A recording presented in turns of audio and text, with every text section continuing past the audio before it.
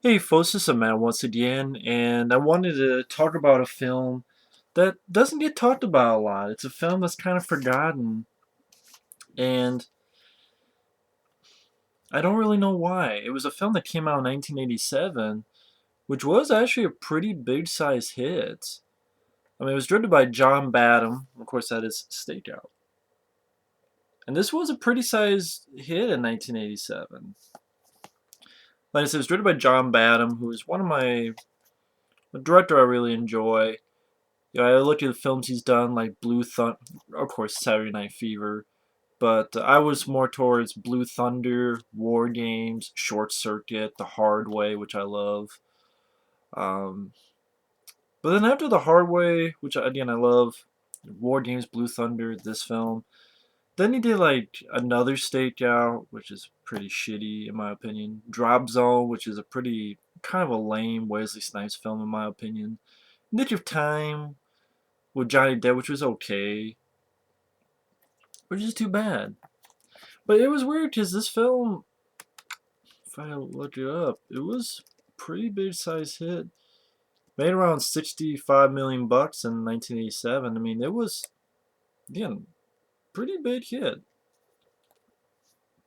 and it has some good critical notices as well. Sneak previews, USA Today, Good Morning America.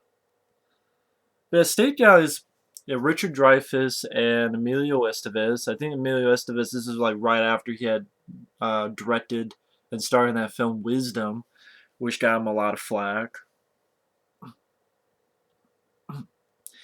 And Maximum Overdrive, which I love, but not many people did, and it didn't do well. So this was probably a much needed hit for Emilio Estevez. And Richard Dreyfuss, this is probably one of the more mainstream hits he got to have. Of course, well after Close Encounters and Jaws and such. But Stakeout is you have two cops who happen to be white. Yes, right, Joel Fatfoot Silver. You can actually have a buddy cop film with two white guys. Unlike what he was trying to do, what he did with Bullet to the Head. When it's supposed to be Sylvester Stallone and Thomas Jane, then Joel Fatfoot Silver is like, no, need an ethnic guy. Maybe you should see this fucking movie. And it worked well. Stakeout. R-rated, and worked out just fine.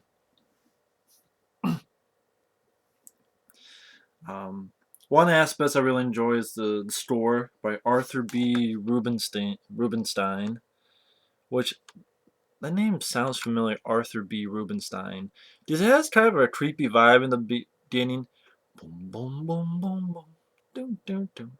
Oh, he did the score to Blue Thunder as well, and also I think War Games.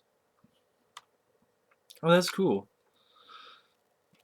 But there's two cops who this guy, bad guy played by Aidan Quinn, rigs this escape where he has a fake fight with this guy, and his cousin comes in with this medical supply truck, and one thing leads to another. He has this fake fight with his cellmate and pretends he gets, they're fighting and gets stabbed. Like, okay, go do it now, and cuts him on the side so he can get to the medical bay and escape.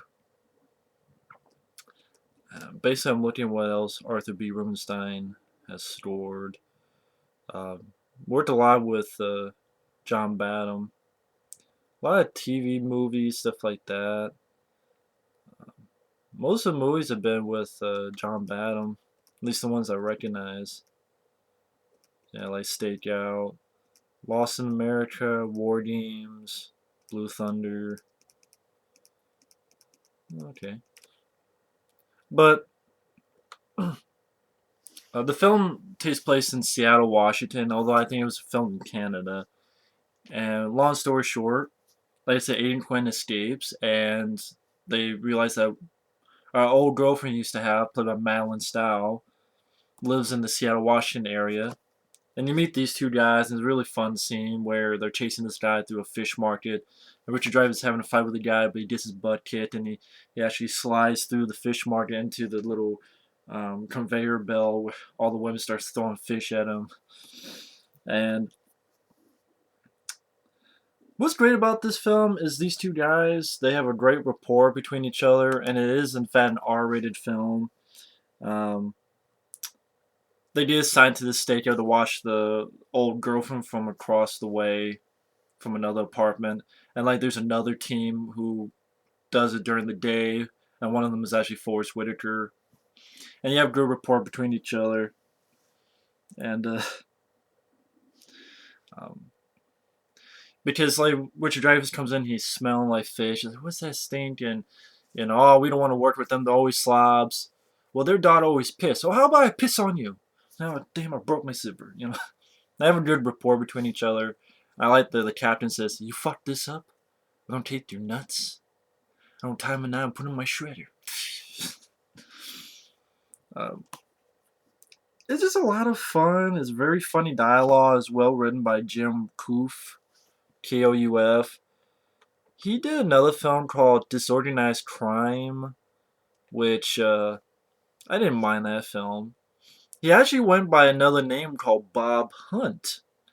The reason I mention that is that under his other name, Bob Hunt, the same writer wrote The Hidden, which came out the same year. So the same writer of this wrote The Hidden. Again, under another name, Bob Hunt. He also helped write Rush Hour, National Treasure. Way back in the day, he helped write The Boogans. So, pretty interesting, to be honest. And again, he did a lot of fun dialogue. Good rapport between these two. Like, they're playing trivia, and Emilio Estevez actually says, what movie is this from? This is not a boating accident. And Driver's like, I don't know. Because I guess apparently a little bit of trivia in real life, they were actually playing trivia games, and Emilio Estevez actually asked that to Richard Dreyfuss. What movie is this from? This was not a boating accident, and he really did know, which is weird because it was himself saying it in Jaws. I'm like, oh man, this is too good. You gotta put that in the movie. So I thought that was a lot of fun. And mainly it's Richard Dreyfuss and Emilio Estevez watching this girl. Richard Dreyfuss pretending to be the phone man to put the bug in. Fall in love with Madeleine Stowe, which he's not supposed to. And of course, she doesn't know who he really is. Every once in a while, it cuts to Aidan Quinn and his cousin making their way to Seattle, Washington. Ultimately get into a car chase, and you think he's dead. Then you get to the finale. But what makes this film, number one, you don't see a lot often where it happens to be two white guys, but they play off each other very well. A lot of memorable sequences, like when Richard Dreyfuss goes back into the house and, oh shit, he's got to hide under the bed. And you briefly see Madeleine Stowe. You see her naked as well. And as he's hiding under the bed, pretty much in this scene, just without Emilio Estevez, you have that, the rhythm's gonna get you tonight, the playing. And Richard Dreyfuss is having a lot of fun. Like, he should leave, but it's like, I got it. And he's like dancing to the music, and he sneaks a peek at Madeleine Stowe naked. I just, who wouldn't? And as he's falling deeper and deeper, he accidentally oversleeps there. He's like, what time is it? Jesus! He has to run for the cops being disguised. Before that, he gives her his phone number. And he's all sleepy. He's, oh, hey. Where you travel from? Oh, I'm home. It's like, holy shit! And he tries to disguise his voice as the other guys are listening in. Like, who the hell is this guy? Great back and forth between each other. You get a lot of also humor, like Emilio Estevez and Richard Dreyfuss sort of playing jokes on Forest Whitaker and his partner, and vice versa. Like they give Emilio Estevez the gag where he puts the binoculars on and then he has a ring. It's like, son of a bitch. Emilio Estevez gets like a wildcat because Forest Whitaker and his partner have this dog. And Emilio Estevez gets a wildcat, puts it in, and you have that Billy the Kid laugh, that Emilio laugh. And then the cat goes crazy and chases their other cop's dog. He's like, that's not funny. And Emilio's laughing his ass off. Another moment I really enjoy is Richard Dreyfuss. You find out his character had a woman and she left, and he's calling Emilio. Emilio's like, why don't you try to sleep? He's like, I can't, it's too bright. Why don't you pull the shades down? I can't. She took them. And Emilio's laughing like, she took the shades? So you have a great back and forth. But you also have a serious tone with the R-rated, and Aidan Quinn doesn't mess around. You get a little bit of violence in there, which I guess probably Siskel and Ebert and others didn't like the violence. It's probably why they made the sequel and it's PG-13 and it really wasn't that good. But I like that. I like that it was R-rated, so it still has that serious tone to it, but there's a lot of fun stuff in it. Richard Dreyfuss, Madeleine Stowe, I didn't mind their romance. These two guys have a lot of great chemistry. You have a lot of funny lines in the script. I wrote down a little bit so I didn't want to forget. But I'm not going to go as in-depth as usual on my reviews. But because I want people to check this out, Stakeout. If you haven't checked this out or if you haven't seen it again in a while, it's a buddy cop film, but it's entertaining. It's definitely R-rated. It's great rapport between these two. You have good bits of comedy. It's not wall-to-wall action, but you have some different locations, like the fish market in the beginning, or at the end when Richard Dreyfuss is fighting with Aidan Quinn. It's in kind of like a sawmill.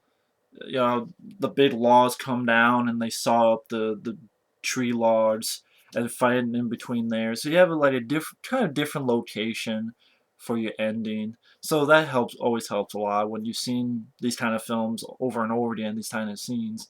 You know, different locations sometimes helps a lot. Plus, you really care for the characters. Good dialogue. Yeah, I like the story by Arthur B. Rubinstein. Um, Either way, Stakeout is definitely worth your time. It's definitely worth your effort. And if you haven't seen it, definitely check it out. So thanks for watching. Take care. And unfortunately, I guess I'll have to review this next. Pretty disappointment. Big disappointment. This is a much better film than this. Anyway, stay tuned and we will see you later. Ciao.